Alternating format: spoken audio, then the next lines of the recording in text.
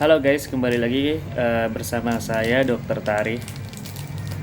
Pada kesempatan kali ini saya akan menjelaskan tentang bagaimana penanganan COVID-19 di IGD RSUD Kota Tangerang.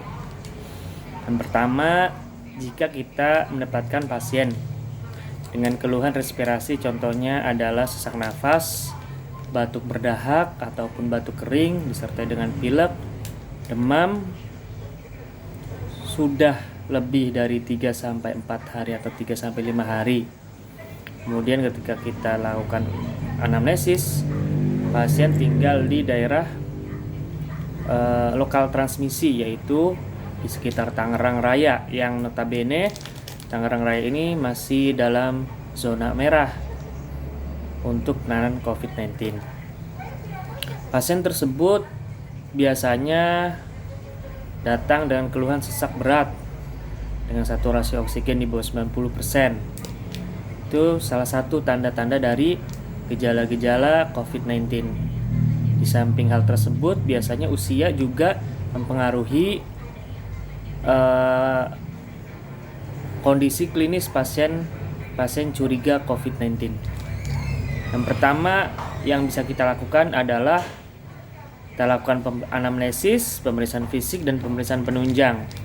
Jika kita menemukan keluhan-keluhan respirasi pada saat anamnesis, kemudian juga pada pemeriksaan fisik mengarah ke arah COVID-19 seperti saturasi turun, RR-nya turun, kemudian juga nadinya meningkat.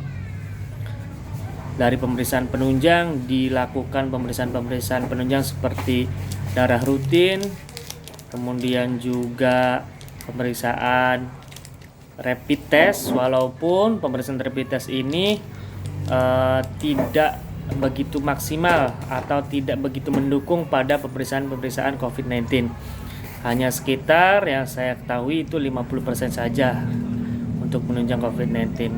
Kemudian lakukan pemeriksaan toraks.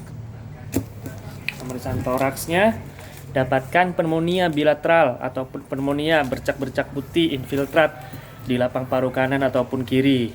Ketika sudah mendapatkan anamnesis, pemeriksaan fisik, kemudian pemeriksaan penunjang mengarah ke arah COVID-19, nah maka pasien kita tempatkan di ruang suspek ataupun probable. Kalau misalkan pasiennya datang sendiri dari rumah ataupun dari tempat lain. Setelah kita lakukan anamnesis, pemeriksaan fisik, dan pemeriksaan penunjang, kita sudah mendapatkan data yang lengkap, baru kita lakukan konsultasi ke dokter spesialis paru.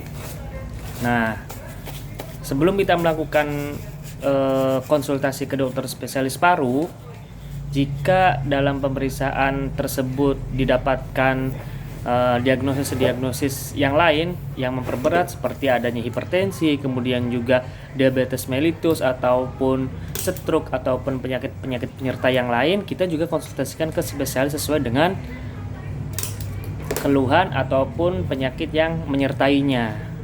Nah, ketika sudah dinilai secara keseluruhan, baru kita lakukan konsultasi ke spesialis-spesialis tersebut.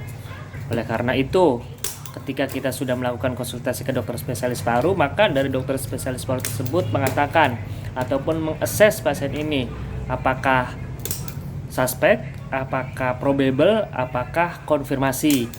Jika biasanya di IGD kita hanya suspek dan probable saja jika pasien tersebut belum mendapatkan hasil swab. Jika sudah membawa hasil swab, apakah itu pasiennya datang sendiri ataupun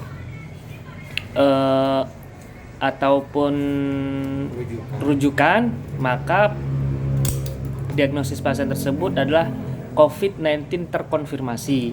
Nah, penata laksanaannya akan berbeda ketika pasien datang dengan suspek ataupun probable dengan pasien yang konfirmasi. Nah, oleh karena itu, bagi masyarakat yang masih tidak peduli terhadap COVID-19, mohon kiranya kami, petugas medis, dokter, perawat, memohon kepada masyarakat semua, bapak-bapak, ibu-ibu, saudara-saudara, agar selalu mematuhi protokol kesehatan, agar kita semua terhindar dari penyakit yang sedang merebak di seluruh dunia ini. Mari kita selalu memakai masker, kemudian menjaga jarak dan selalu mencuci tangan. Mungkin hanya ini yang dapat saya sampaikan. Salam sejahtera, salam sehat semua untuk kita semua. Terima kasih. Wassalamualaikum warahmatullahi wabarakatuh.